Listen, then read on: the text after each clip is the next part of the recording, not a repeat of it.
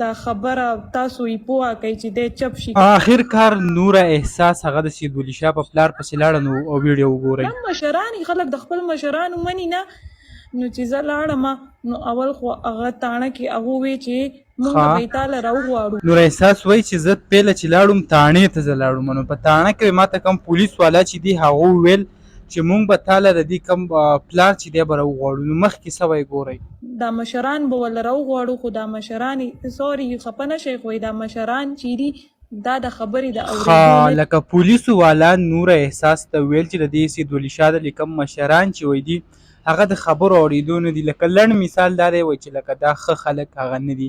مخکې څه وایي ګورئ، د ده په کلي کې ما تپوسونه وکړل، خلکو ما ته وی ځان مه بې عزته کوه، وی دا ډېر بل شان خلک دی او ستا به اوس بې عزتي وکړي. لکه نور احساس تللی ده د دې په ټول کلي کې ګرځېدلی ده او باقاعده یې د دې تپوسونه کړي چې آیا کوم سید ولی شاه چې دی دا څه رنګې سړی دی، لکه ټول تفصیل چې دی هغه هلته اخیستی دی. نو مخکې څه وایي، کور ته ځه، زه ایک یوازې تللی وم، ما سره صرف ډرایور و.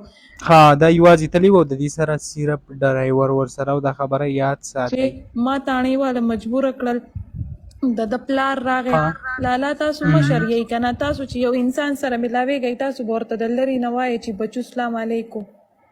که زنانه یې تاسو به ورته د لرې نه سلام کوئ کنه. په اسلام کې دا جایزه دي چې یوه ښځه د نارینه سره د نامحرم سره لاس میلاو کی، نه دي کنه. ما دا پلار راغی ما سره یې لاس میلاوه، ما ورته خفه نه شئ ما یې چا سره لاس نه میلاوه. سید ولی شاه پلار راغی او نور احساس وایي چې ما سره یې لاس میلاوه، دا شرم پکې وي نه، دی ورسره په خیر کړی دی که نه. ګورئ چې څه وایي، نو ما ته وایي چې زه میا یم او په دې لاس پسې ډېر خلک راځي.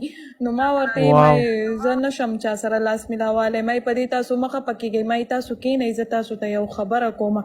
نو ما لکه دی نه چې زه میا یم او ما سره لاس میلاو کو، زما وایي داسې لاس دي چې لکه په دې پسې ډېر زیات خلک راځي، دا شرم پکې دا وګورئ.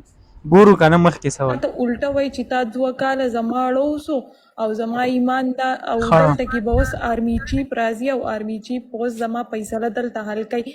ما ورته دا د آرمي چیف فیصلې نه دي چې هغه به حل کوي، دا ستاسو مسلې دي، ستاسو د کور مسلې دي. هسې یو خبره خو ده لکه 2 کاله د دې کیس وشو، تقریبا زه به ویم چې د 2 کالو نه سیوا چې دا کیس هغه روان دی چلیږي. بل طرف ته پکې اوس قصه دونه لرې لاړه چې آرمي چیف پکې هم یاد کړی شو چې لکه آرمي چیف به راځي او دا قصه به هغه هواروي. هغه ما کنځي ما شرموي که نه، ستاسو په دې کلي کې به تاسو ته څونه خلک پیغورونه کوي چې دا ستاسو څنګه زوی دی. زما خبره یې وانه اورېده، ډایرکټ پاسېدو په بدماشۍ په ما پسې راپاسېدو او ما ته یې دا ګوتې سنډولې، ما ته ته زما ایمان دا دی چې ته زما د پلار لور او ته زما د پلار لور. او یار دا ویډیو چې کوم دی هغه ما کتلې ده، په نور احساس پسې د سید ولی شاه کوم پلار چې دی هغه پسې راپاسېدلی و، واقعي دا صحیح وایي.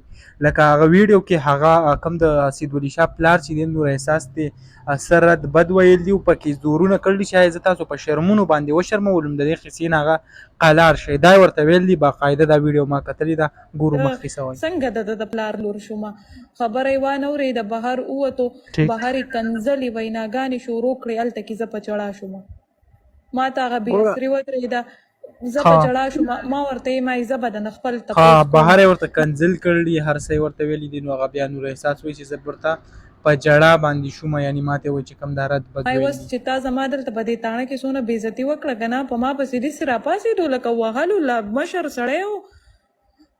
زه یې حیرانه پاتې کړم چې زه راغلی سړی یم دلته، زه خو خپلې یوې ګیلې له راغلې یم چې زما نه دې معافي هم نه غواړي، ما دې معاف کړي، زما نوم دې نه دي، زما سره مونږ به دا ووایو چې لکه نور احساس هغه تللی وه په ګیله باندې، خو دی په ګیله تللی وه. نو پیله تا په تاڼه کې څه کول، ته به پیله ډاریک ورغلی وې د دې کور ته، هلته به دې ورته خپله ګیله کم فریاد چې دی هغه وړاندې کړی وی. خو بهر حال څه چې وشو هغه خیر.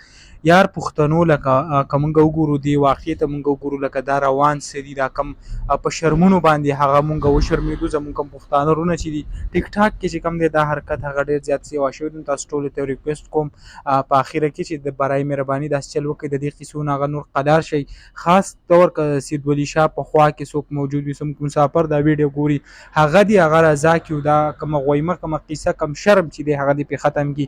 لکه دا اوس څه روان دي، که ټیک ټاک آن کې، که فیسبوک خان کې که یوټیوب ان کې صرف او صرف په بس دا قسمه بکواس قصه روانه وي او یو بد حل په هغه جوړ دی. نو ما هم په دغه باره کې ویډیو جوړولی چې برای مهرباني د قسم نور قدار شئ.